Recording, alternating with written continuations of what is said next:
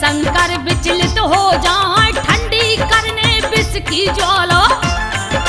तीन लोक शिव जी डोले, राम नाम की जगह वो मुख से। भोलेनाथ बम बम बोले, विष की गर्मी शांत करे हम। सभी देवता करे विचार, विष्णु कहे विष की गर्मी को। गंगा जल से होए उतार, लाए देवता गंगा जल फिर। शिव के शीश पे रहे चढ़ाए, लाए देवता गंगा जल फिर। हे हरिहर विष्णु जी, भोलेनाथ पर हलाहल विष की गर्मी चढ़ी हुई है और वो उसे शीतल करने का उपाय ढूंढ रहे हैं। कृपया हमें आप उपाय बताएं, इस गर्मी का कैसे निवारण होगा? हे ब्रह्मा जी, आप भोलेनाथ के शीश पर अधिक से अधिक गंगा जल चढ़ाएं, जिससे हलाहल विष की गर्मी शांत हो जाएगी। यही सबसे श्रेष्ठ उपाय है।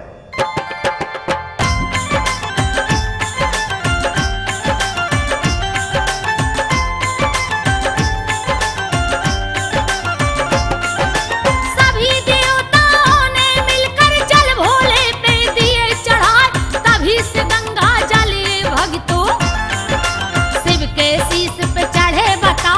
एक और कथा सुनो ए पावन, ज्ञानी ध्यानी हमें सुनाए, रामेश्वरम की हुई स्थापना।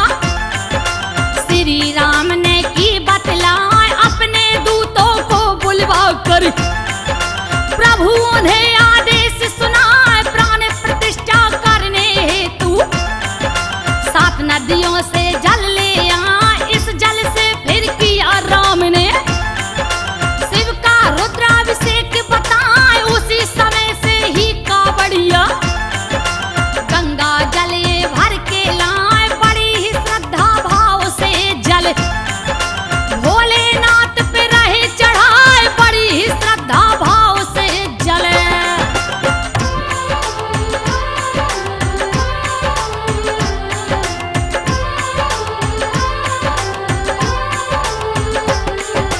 आदिकाल से परंपराएं चली जो अब तक चलती जाए, आशुतोष भगवान की कावड़ भक्त बड़े आदर से लाए। पहले कावड़ कौन हिलाया, रोचक किस्सा तुम्हें सुनाए। मेरठ जिले में ग्राम पुरा है, यह की महिमा तुम्हें बताए। पहले यहाँ पर कजरी वन था, जिसकी भूमि बड़ी महान। इस वन में ही सुन लो भक्तों, ऋषि जमदाग्नि थे विद्वान। ऋषिवर की थी पत्नी रेणुका, जो सुशील गुणवती कहाय। कच्चा घड़ा बुली कर निस दिन, हिंडन नदी से जल बोला।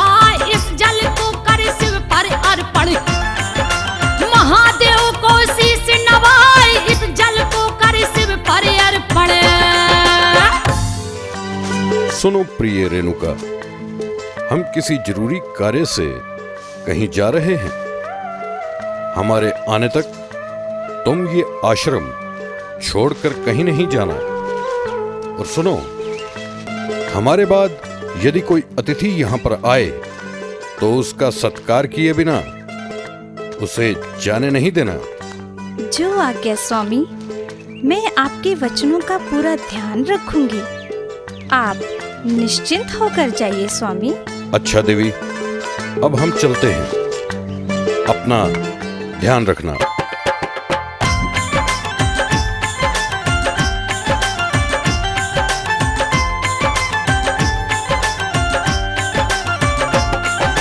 आश्रम से ऋषि चले गए, तब उसके बाद क्या हुआ बताएं। सहस्त्र बाहु नामक एक राजा, यहाँ शिकार वो खेलन आए। वन में भटकते सांझ हो गई, सोचे कहाँ पे ठहरा जाए। अपने साथी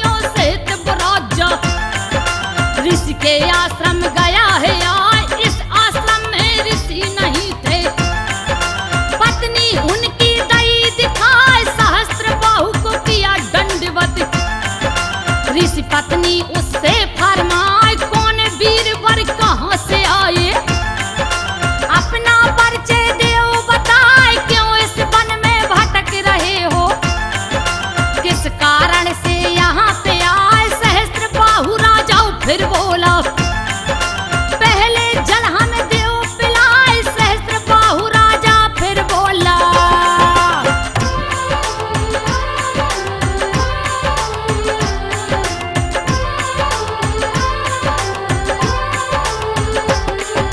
शीतल जल फिर रेणुका लाई, जल पी के राजा हर्षाए। ऋषि पत्नी को फिर वो राजा अपना परिचय रहा बताए, कामधेनु गाय की कृपा से राजस्व व्यंजन रही बनाए। सहस्त्रबाहु को फिर आदर से रेणु का भोजन रही कराए, अपने पति का वचन निभाती, अतिथि का करती सत्कार। इतना सुंदर देख व्यवस्था, राजा मन में करे विचार, भोजन करके राजा बोला, देवी भेद ये देव समझाई, इस जंगल में ऐसी व्यवस्था कैसे आपने की बतलाए। पति आपके नहीं यहाँ पर, कहाँ से व्यंजन हमें खिलाए, पति आपके नहीं यहाँ पर।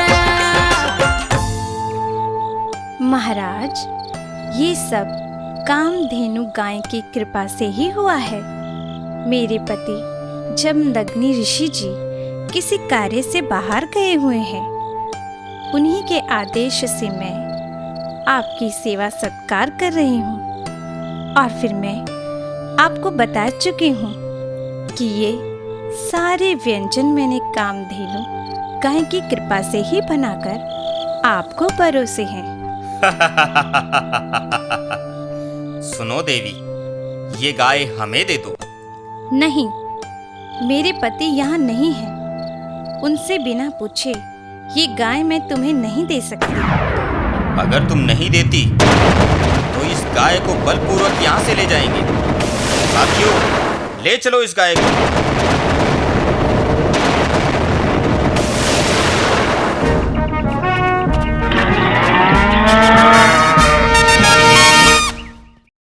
महाराज, बहुत कोशिश करने पर भी ये गाय हम नहीं ले जा सकते।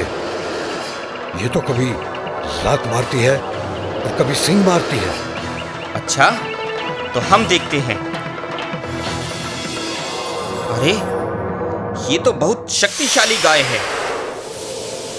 चलो फिर इस ऋषि पत्नी को ही ले चलते हैं। नहीं, नहीं नीच, मैंने तुम्हारा सत्कार किया और तुम मेरे साथ ऐसा व्यवहार करते हो। जो वस्तु हमें पसंद आ जाती है उसे हम बलपूर्वक ले जाते हैं। छोड़ो मुझे, कहाँ ले जा रहे हो? चल चल सहस्त्रबाहु के साथ। नहीं, छोड़ दो मुझे, मैं कहीं नहीं जाऊंगी।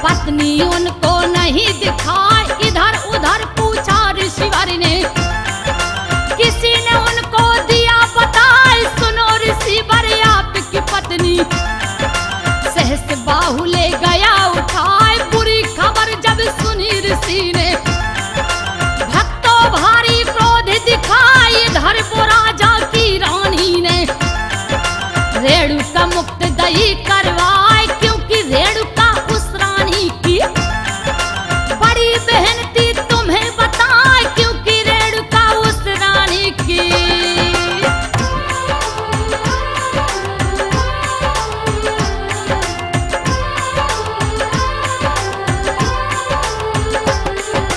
लौट के रेणुका आश्रम आई, ऋषि को सारी प्रथा सुनाई, लेकिन भाग्य की लीला देखो, ऋषि ने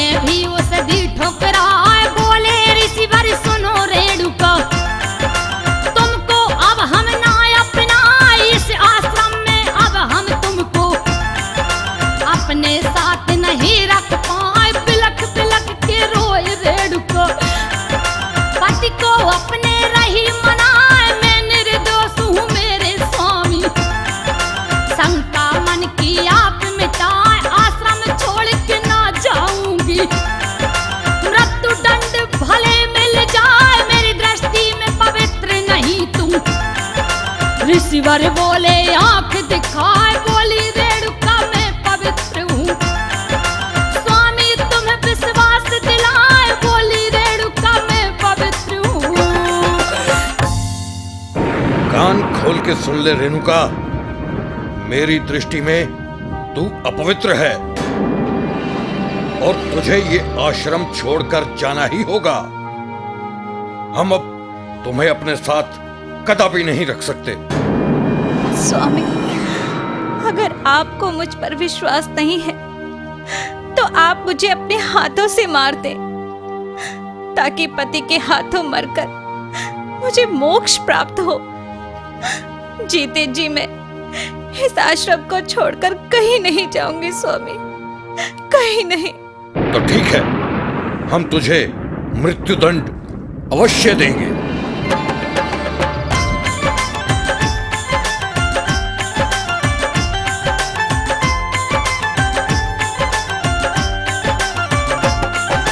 रेणुका और जमदग्नि ऋषि जी कौन है भक्तों तुम्हें बताएं, परशुराम के माता पिताए।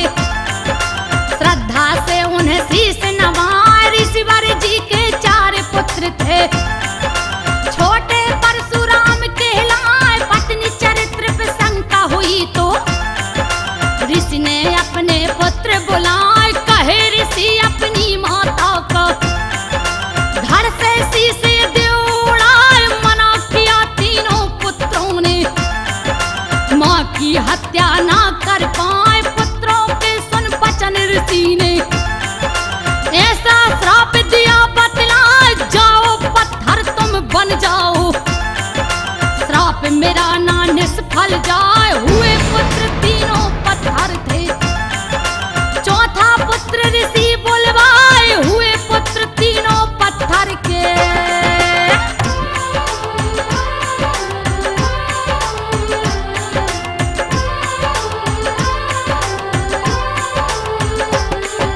चौथे पुत्र थे परशुराम जी, ऋषि उन्हें आदेश सुनाए, अपनी माँ का शीश काट के।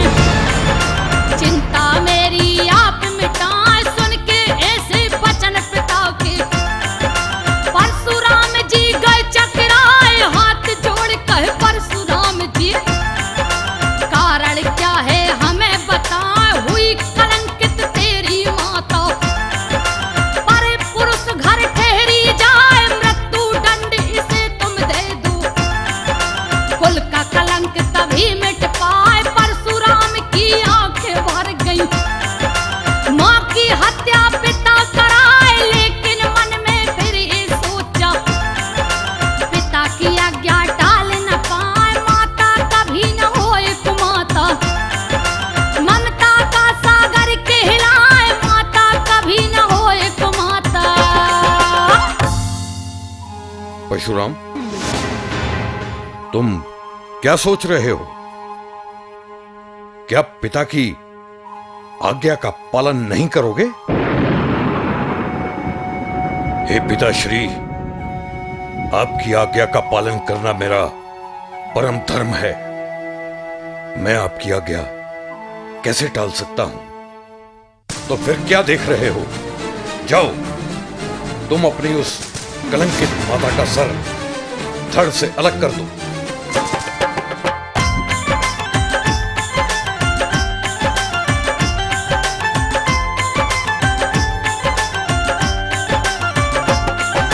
परशुराम जी चले वहां से, माँ के पास गए वो आए। बेटा बेटा कह के देखो, पुत्र से माता लिपटी जाए। बहने लगे आंखों से आंसू, माता को फिर वचन सुनाए। क्षमा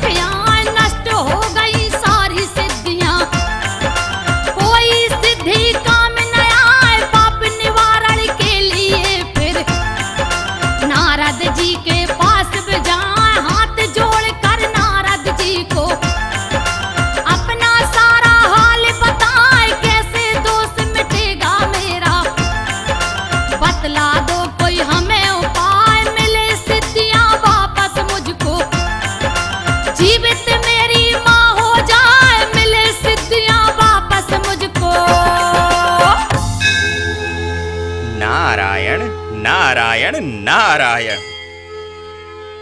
परशुराम जी, तुमने माता हत्या करके ठीक नहीं किया, अतः माता हत्या के पाप से ही तुम्हारी सारी सिद्धियां जाती रहेंगी। हे देव ऋषि नारद जी, मुझे हत्या के पाप से मुक्ति का कोई रास्ता बताइए, ताकि मैं अपनी खोई हुई सारी सिद्धियां फिर से प्राप्त कर सकूं और पाप से मुक्ति पा सकूं। नारायण नारायण नारायण।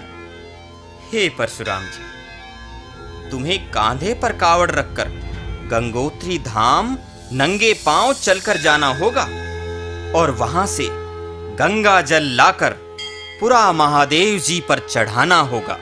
उससे तुम्हारे पापों का अंत होगा और तुम्हारी खोई सिद्धियां वापस लौट आएंगी और तुम्हें शिव जी को तप के द्वारा मनाना होगा और भोलेनाथ तुम्हारी माता को फिर से जीवन दान दे देंगे।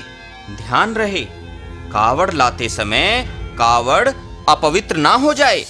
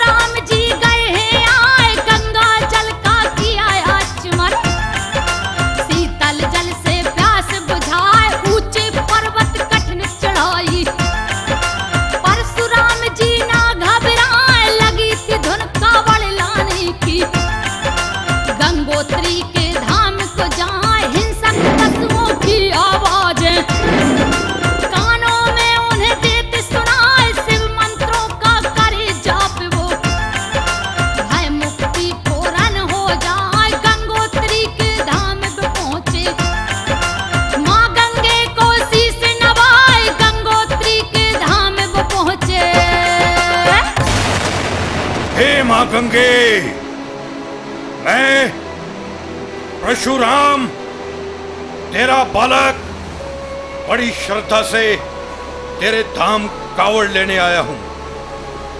तेरे पावन जल को मैं ले जाकर पूरा महादेव जी पर जाकर श्रद्धा से चढ़ा सकूं।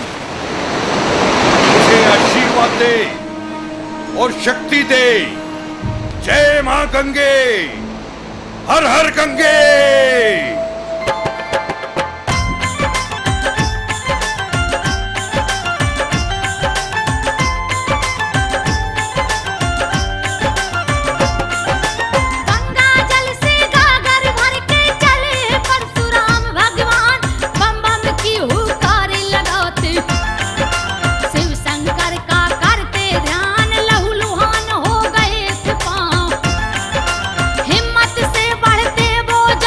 किया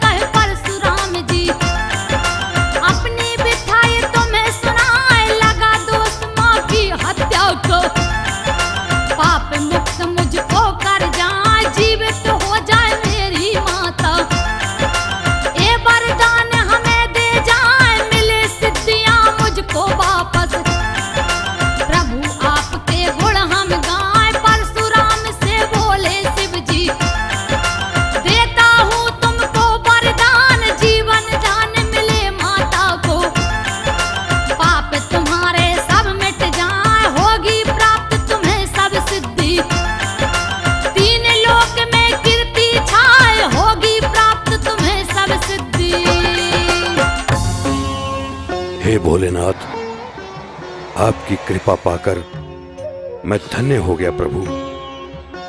मेरी तरह आपके और भी भक्त हैं, उनके भी संकट दूर करने का उपाय आप ही बताएं प्रभु।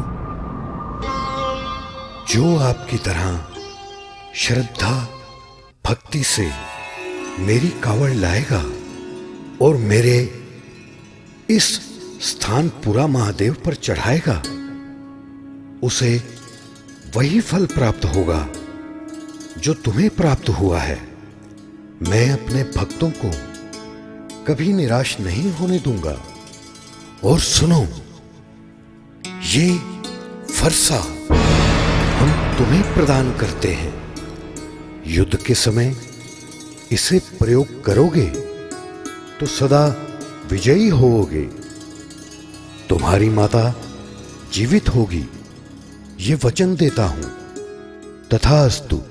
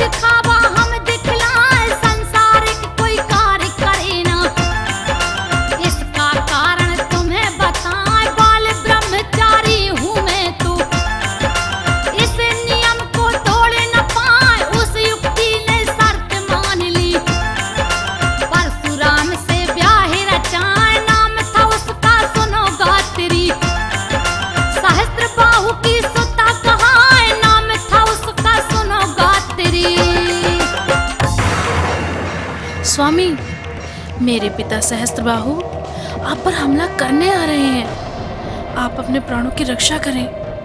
क्या सहस्त्रबाहु वो मेरे पिता का दुश्मन जो मेरी माता को जबरदस्ती आश्रम से ले गया था, आज मैं उसे जीवित नहीं छोड़ूंगा।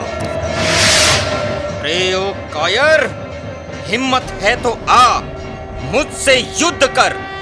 आज तू जीवित नहीं जाएगा दुष्ट। ले मेरा वार झेल।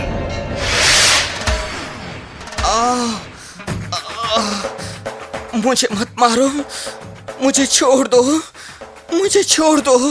ये भगवान शिव का फरसा है, इसका वार कभी खाली नहीं जाएगा।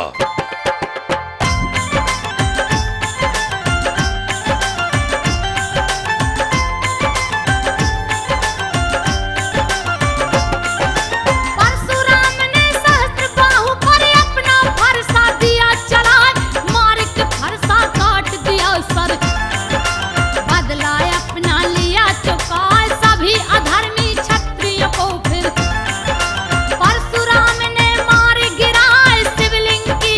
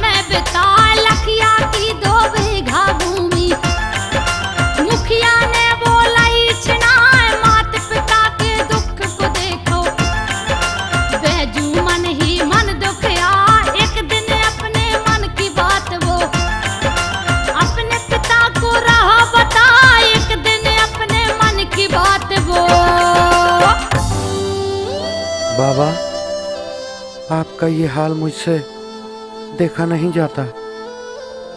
घर के हालात दिन ब दिन बिगड़ते जा रहे हैं। इसलिए मैंने फैसला किया है कि मैं भी भोलेनाथ की कावड़ लाऊं और श्रद्धा से जल भोलेनाथ के शीश पर चढ़ाऊं, ताकि सारे के सारे दुख मिट जाएं। नहीं बेटा, मैं तुम्हें कावड़ लेने के लिए नहीं जाने दूंगा। तुझे पता है, हरिद्वार बहुत दूर है। रास्ते में घने वन हैं और इन वनों में हिंसक पशु हैं जो तेरा भक्षण कर लेंगे। हमारा तू एक ही लड़का है, हमारा वंश नष्ट हो जाएगा, हम बर्बाद हो जाएंगे। नहीं बेटा, मैं तुझे कावड़ लेने नहीं जाने दूंगा। बाबा, भोलेनाथ बहुत दयालु हैं। वो स्वयं मेरी रक्षा करेंगे।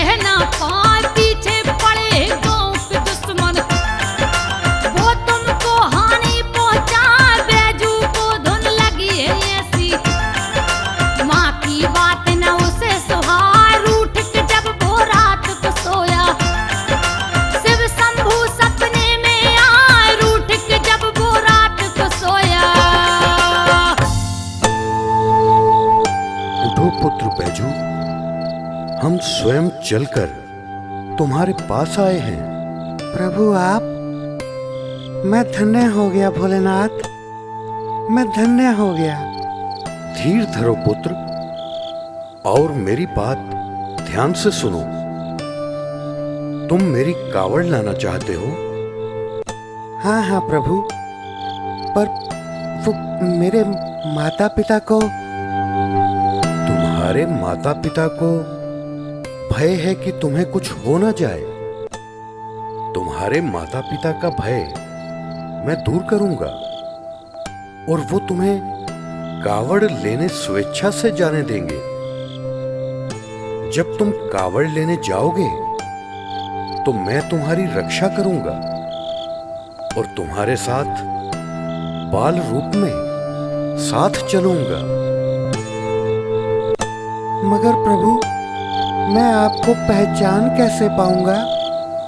मेरे बाल रूप को केवल तुम ही देख पाओगे।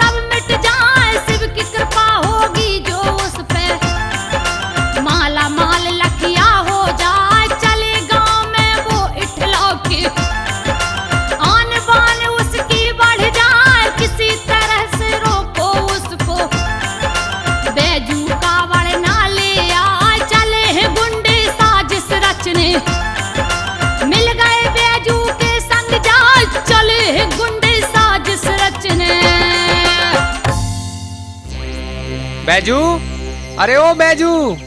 अब नहीं सुनेगा यूं भाई। अरे बैजू, कहाँ जा रहा है तू? भैया मैं तो भोले की कावड़ लेने जा रहा हूँ। हरिद्वार से जल भर के लाऊंगा और शिव शंकर भगवान पर चढ़ाऊंगा। अबे क्यों मरने को फिर रहा है? तुझे पता है हरिद्वार कितनी दूर है? रास्ते में हिंसक पशु मिलेंगे, उनसे बचना मुश्किल है। मेरी बात मान ले, लौट जा। जा, मेरी बात मान ले बैजू, मान ले। और तुम कहाँ जा रहे हो ये कांधे पे कावड़ धर के? जा तो हम भी वहीं रहे हैं जहाँ तू जा रहा है। तो फिर हमारा तुम्हारा साथ हो जाएगा। अरे भैया ये नहीं मानेगा, ये तो जाएगा ही। जाएगा कैसे? हम इसे रास्ते में ही निपटा देंगे। अच्छा चल बैजू, हमारे साथ ही चल।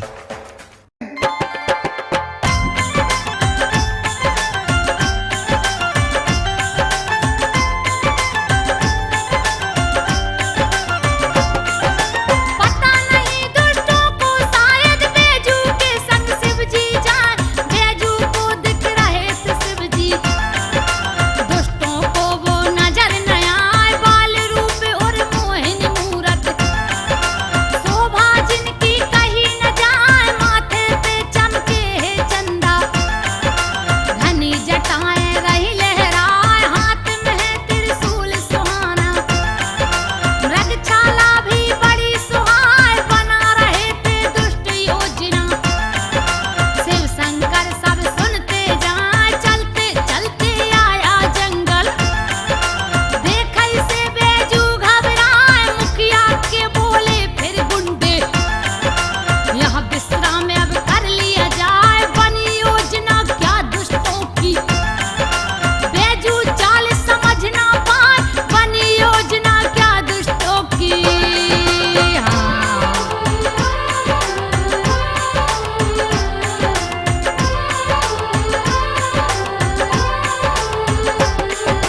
बैजू से एक दुष्ट है बोला, घर से क्या खाने को लाए।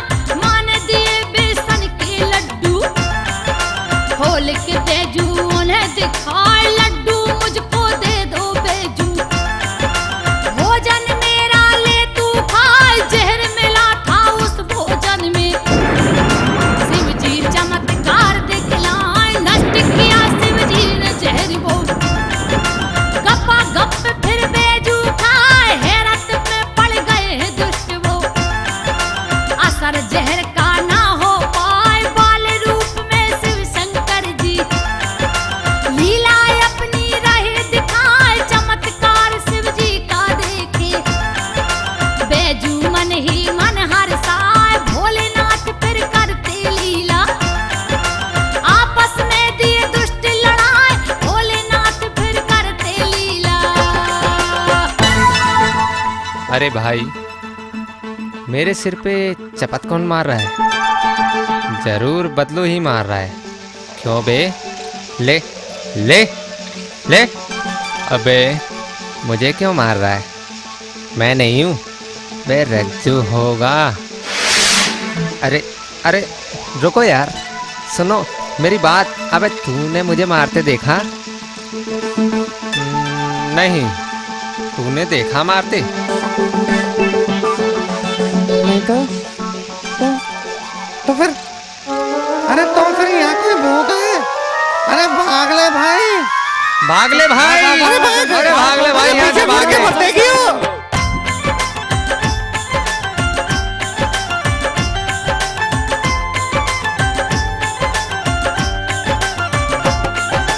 लीला करते भोलेनाथ जी, भेद कोई भी समझ न पाए।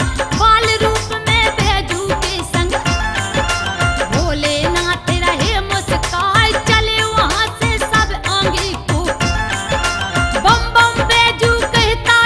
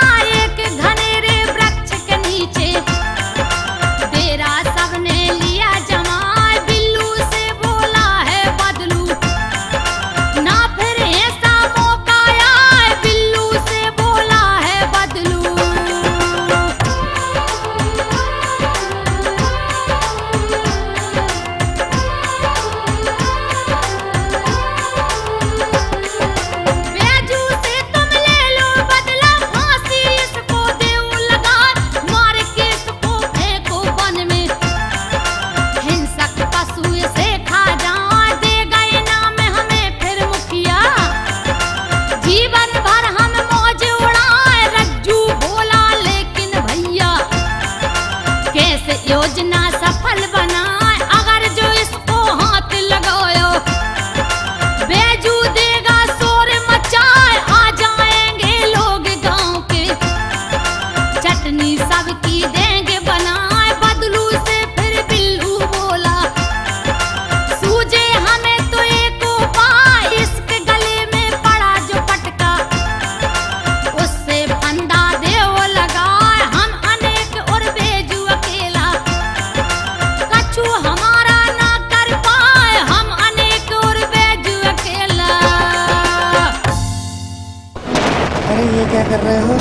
अरे क्या कर रहे हो तुम? अरे क्या कर रहे हो? अबे कुछ नहीं कर रहे हैं, बस तुझे फांसी लगा रहे हैं। तुझे मार के इसी जगह फेंक जाएंगे और हम भी भाग जाएंगे।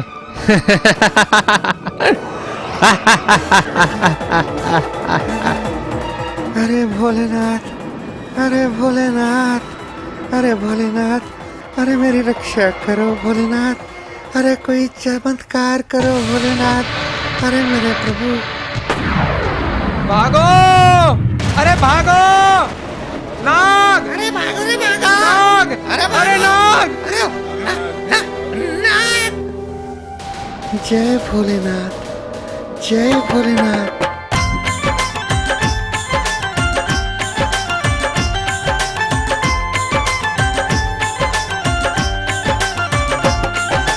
भोलेनाथ का हाथ हो जिस पर उसको दुश्मन मार न पाए। महाकाल से काल बिहारी मृत्यु भी इन्हें शीश झुकाए। शिव भक्तों को तंग करे जो उसका अंत बुरा हो जाए। देख अकेला करते हमला मुखिया के गुंडे इठलाए। छोड़े नांग फिर भोलेनाथ ने भागे दुश्मन प्राण बचाए। पहुंचे फिर मुखिया के पास वो सारा हाल दिया बतलाए। निष्फल हो गई सारी योजना बैजू को हम मार न पाए। लगानी चाहिए फांसी उसको चमत्कार ये हुआ बताए। घेर लिया नागों ने हमको मुश्किल से ही प्राण बचाए। घेर लिया नागों ने हमको।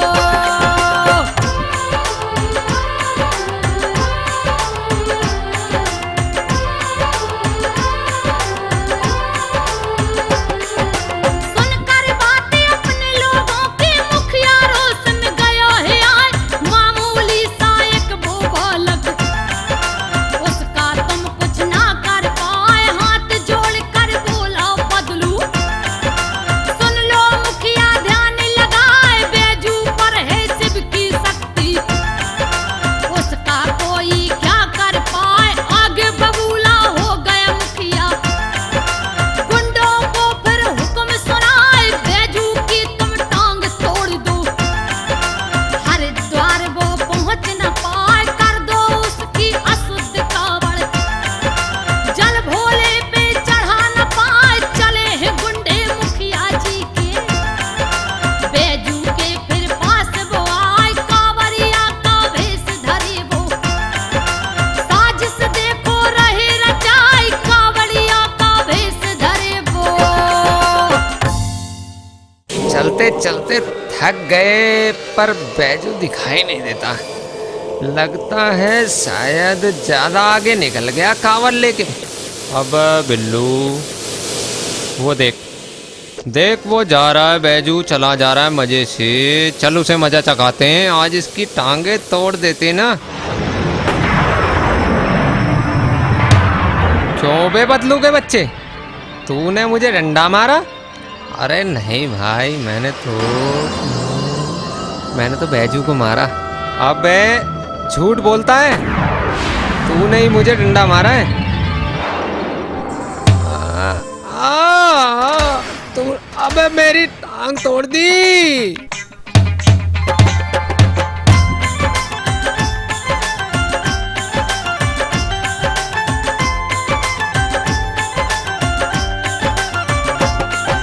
बाल रूप में भोले शंकर डंडा उन पर रहे घुमाए।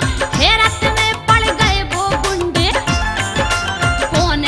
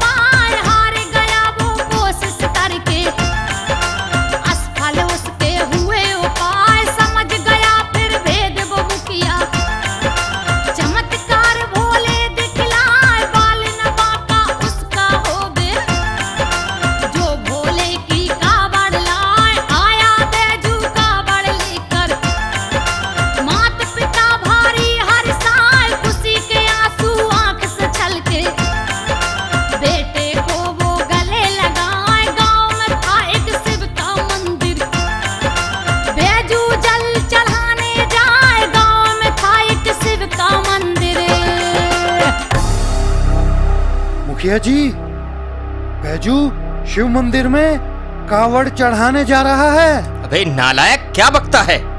उसे किसी तरह रोको, जाओ।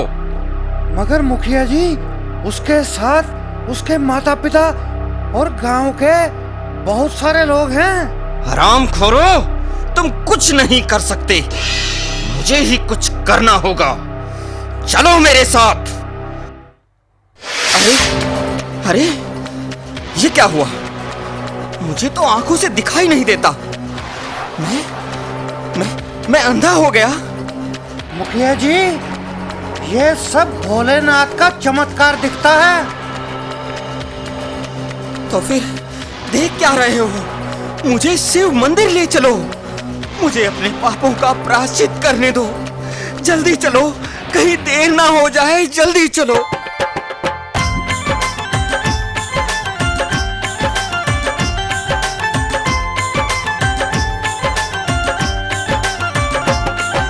चला रोकने कावड़ मुखिया, चमत्कार भोले दिखलाए, हो गए आंखों से वो अंधा। अपनी करनी पे पछताए, करे तंग जो शिव भक्तों को। उसका नाम निशा मिट जाए, करते रक्षा भोले शंकर। जो भोले की कावड़ लाए, शिव मंदिर जब पहुंचा बैजू। इधर उधर वो नजर घुमाए, कहाँ गए मेरे भोले शंकर। जो मेरे ही संग संग आए, अंतर ध्यान हुए हैं शिव जी। शिवलिंग में ही गए समाए, शिवलिंग में भोले की मूरत। बालक रूप में रही दिखा, देख करिश्मा शिव शंकर का। चकित हुआ बैजू हर्षाए, देख करिश्मा शिव शंकर का।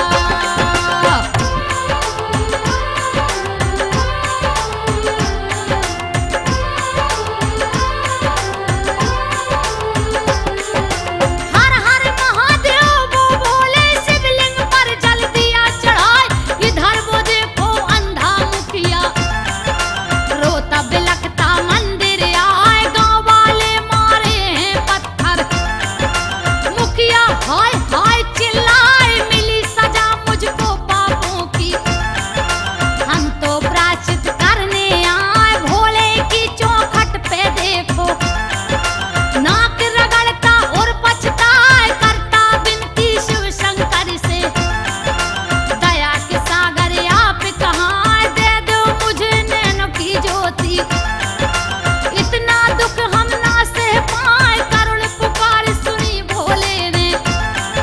चमत्कार ऐसा दिखलाए, दे दी वापस उसको ज्योति।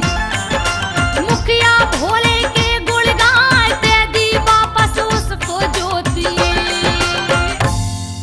अरे देख देख, मुझे सरकारी नौकरी मिल गई। अरे बेटा, ये देख, मुझे मुखिया ने मेरे सारे खेत वापस कर दिए। जब से तू भोले की कावड़ लाया है, हमारे तो दिन ही बदल गए।